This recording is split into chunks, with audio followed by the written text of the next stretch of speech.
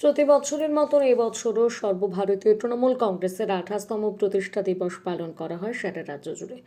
আজ 1 জানুয়ারি ইংরেজি নতুন বছরের প্রথম দিন। 1998 সালে আজকের দিনে প্রতিষ্ঠিত হয়েছিল তৃণমূল কংগ্রেস।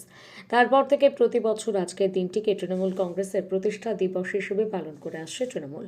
আর এই প্রতিষ্ঠা দিবস উপলক্ষে মেদিনীপুর বিধানসভার নবনির্বাচিত বিধায়ক সুজয় হাজরা, মেদিনীপুর সহ তৃণমূল কংগ্রেসের সভাপতি বিশ্বনাথ পাণ্ডব ও মেদিনীপুর সহ তৃণমূল কংগ্রেসের মহিলা সভানেত্রী মৌ রায়ের উদ্যোগে মেদিনীপুর শহরের কেরানীতলায় এই কনকনে শীতের হাত থেকে রক্ষা করতে প্রায় 2000 দুস্থ মানুষকে শ্বেতবস্ত্র তুলে দেন মেদিনীপুরের ভূমিপুত্র বিধায়ক সুজয় হাজরা।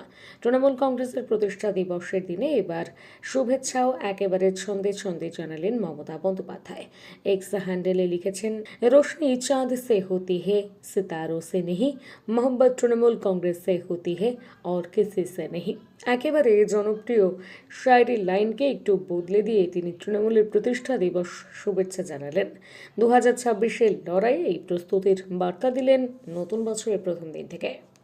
আজকে আমাদের সর্বভারতীয় তৃণমূল কংগ্রেস, আমাদের প্রিয় দলের আজকে 28তম প্রতিষ্ঠা দিবস। তার সাথে সাথে প্রতি বছরই আমরা এই এরিয়াটাতে এই প্রতিষ্ঠা দিবস উদযাপন করি, আমাদের দলের ইতিহাস মানুষের সামনে তুলে ধরি এবং সাথে সাথে আমরা শীতবস্ত্র বিতরণ অনুষ্ঠান করি।